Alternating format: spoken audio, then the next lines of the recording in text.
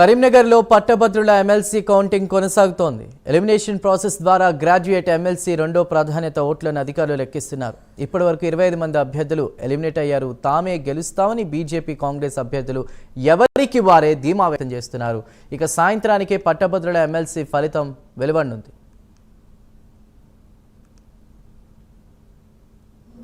ఒకటో నంబరు వరకు అన్ని కంప్లీట్ కావడం జరిగింది. ముందంజలో భారతీయ జనతా పార్టీ ఉంది, వెనుకంజలో కాంగ్రెస్ పార్టీ ఉంది, థర్డ్ బీఎస్పీ ఉంది.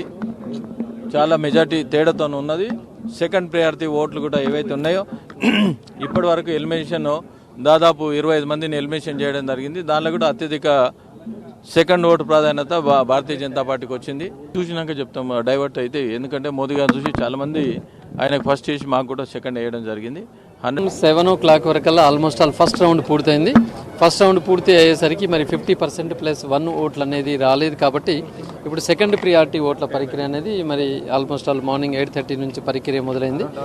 మరి ముఖ్యంగా ప్రస్తుతానికైతే ఆ ఫస్ట్ ప్రియారిటీ ఓట్లలో లీడింగ్లో మరి బీజేపీ క్యాండిడేట్ ఉండడం జరిగింది. కాంగ్రెస్ అభ్యర్థిగా నేను స్వల్ప వెనుకంజ ఉన్నాను. 5,100 ఓట్లతో నేను వెనుకంజలో ఉండింటిని.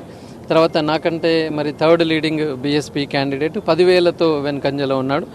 సో సెకండ్ ప్రియారిటీ తర్వాత ఇంకా థర్డ్ ప్రియారిటీ ఏది వచ్చినా థర్డ్ క్యాండిడేట్ హరికృష్ణ గారు అనేది ఇంకా రావడానికి వీల్లేదు అన్న ఆలోచనతోటి అందరు కూడా ఉండే. కరీంనగర్లో పట్టభద్రుల ఎమ్మెల్సీ కౌంటింగ్ కొనసాగుతోంది. ఎలిమినేషన్ ప్రాసెస్ ద్వారా గ్రాడ్యుయేట్ ఎమ్మెల్సీ రెండో ప్రాధాన్యత ఓట్లను అధికారులు లెక్కిస్తున్నారు. అయితే ఇప్పటికి 25 మంది అభ్యర్థులు ఎలిమినేట్ అయినట్టు తెలుస్తోంది. ఈరోజు సాయంత్రానికల్లా కూడా దీనికి సంబంధించి ఫలితాలకు సంబంధించి కూడా క్లారిటీ వచ్చే అవకాశం ఉన్నట్టు తెలుస్తోంది. ప్రస్తుతం అప్డేట్స్ అందించడానికి మా ప్రతినిధి తిరుపతి సిద్ధంగా ఉన్నారు. తిరుపతి.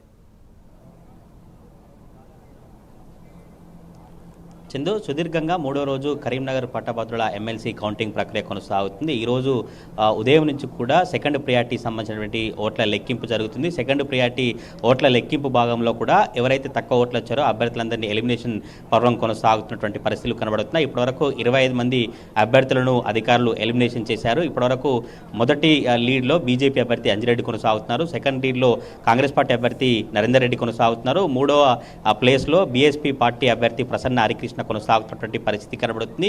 మొదటి ప్రియారిటీ ఓట్లకు సంబంధించి గెలుపు కోట ఎవరికి రాకపోవడంతో సెకండ్ ప్రియారిటీ ఓట్లను ప్రజెంట్ ఇప్పుడు అధికారులు లెక్కిస్తున్నటువంటి పరిస్థితులు అయితే కనబడుతున్నాయి. గెలుపు కోటాకు సంబంధించి 111,672 ఓట్లను అధికారులు గుర్తించి నిర్ధారించినటువంటి పరిస్థితి కనబడుతుంది. 111,672 ఓట్లు ఎవరికి వస్తాయో వారి అభ్యర్థిని విజేతగా ప్రకటిస్తారు. కానీ మొదటి ప్రియారిటీ ఓట్ల లెక్కింపులో భాగంగా 111,672 ఓట్లు ఎవరికి రాకపోయినటువంటి సందర్భంలో సెకండ్ ప్రియారిటీ ఓట్ల లెక్కింపు ప్రక్రియ అయితే కొనసాగుతున్న పరిస్థితి కనబడుతుంది. ఇక్కడ కరీంనగర్ ఇండోర్ స్టేడియంలో ఈ లెక్కింపు ప్రక్రియ 3 రోజుల నుంచి సుదీర్ఘంగా కొనసాగుతున్నటువంటి పరిస్థితి అయితే కనబడుతుంది.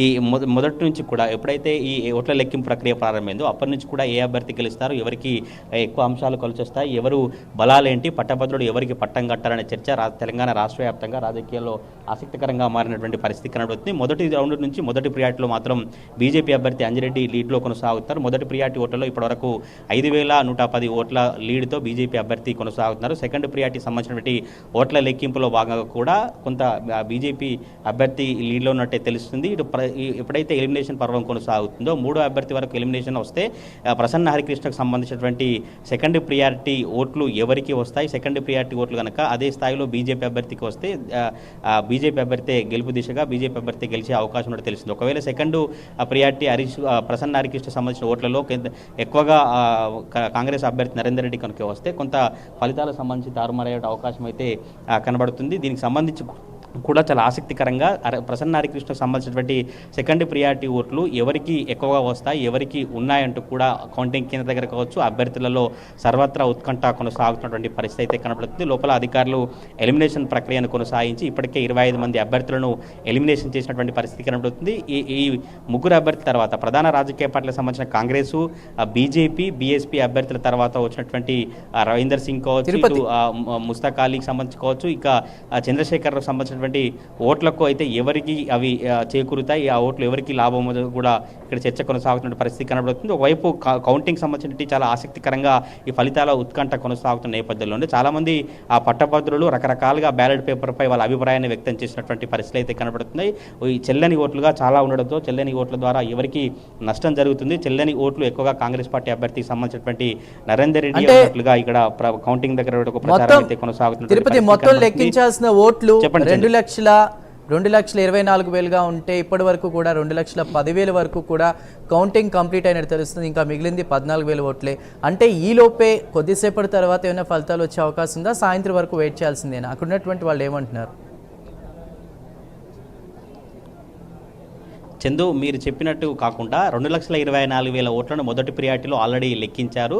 ఇప్పుడు సెకండ్ ప్రియారిటీకి సంబంధించినటువంటి లెక్కింపు ప్రక్రియ కొనసాగుతుంది. మొదటి ప్రియారిటీ 2,24,000 లెక్కించిన తర్వాతనే బీజేపీ అభ్యర్థి 5,000 లీడ్లో కొనసాగుతున్న పరిస్థితి కనబడుతుంది. 2,24,000 లెక్కింపు ప్రక్రియ ఆల్రెడీ ముగిసిపోయింది. ఇప్పుడు సెకండ్ ప్రియారిటీకి సంబంధించి 56 అభ్యర్థులలో ఎవరెవరికి సెకండ్ ప్రియారిటీ ఇచ్చారంటే చివరిగా ఉన్నటువంటి ఎగ్జాంపుల్ 56 అభ్యర్థికి మొదటి ప్రాధాన్యత ఓట్లలో సెకండ్ ప్రియారిటీకి ఎవరికి ఇచ్చారో ఆ అభ్యర్థికి సంబంధించి పైన ఉన్నటువంటి అభ్యర్థికి కలిపేటువంటి ప్రక్రియ ఉంటుంది. సాధారణంగా చాలా భిన్నంగా ఉంటుంది కౌంటింగ్ ప్రక్రియ. మిగతా ఎమ్మెల్యే ఎంపీ స్థానాలకు సాధారణ ఎన్నికల కంటే ఇది ప్రియారిటీ బేస్డ్గా కౌంటింగ్ ప్రక్రియ అయితే కొనసాగుతుంది. 2,24,000 సంబంధించినటువంటి ఎవరైతే పోలింగ్ ఓట్లు ఉన్నాయో అందులో 1,11,672 ఓట్లు వస్తే ఈ అభ్యర్థి గెలిచినట్టు. కానీ ఏ అభ్యర్థికి కూడా ఆ కోటా చేరుకోలేరు. ఎందుకంటే ఇప్పటివరకు బీజేపీ అభ్యర్థికి సంబంధించి 70,000 ఓట్లు మాత్రమే ఉన్నాయి. ఇంకా సెకండ్ ప్రియారిటీలో 35,000కు పైగా ఓట్లు వస్తేనే ఆ అభ్యర్థి గెలిచే అవకాశం ఉంది. ఒకవేళ ఈ ఎలిమినేషన్ పర్వం కొనసాగినప్పుడు మూడో ప్రియారిటీ సంబంధించిన ప్రసన్నారకృష్ణ ఎలిమినేషన్ చేసిన తర్వాత కాంగ్రెస్ పార్టీ అభ్యర్థిని ఎలిమినేషన్ చేస్తే మిగిలింది బీజేపీ అభ్యర్థి రెడ్డి కనుక అప్పుడు గెలిచేటువంటి అవకాశాలు ఉంటుంది. ఈ రోజు సాయంత్రం కల్లా ఎమ్మెల్సీ పట్టభద్రుల తుది ఫలితం వచ్చేటువంటి అవకాశాలు కనబడతా ఉన్నాయి. Chandu. Right. Thank you Tirupati.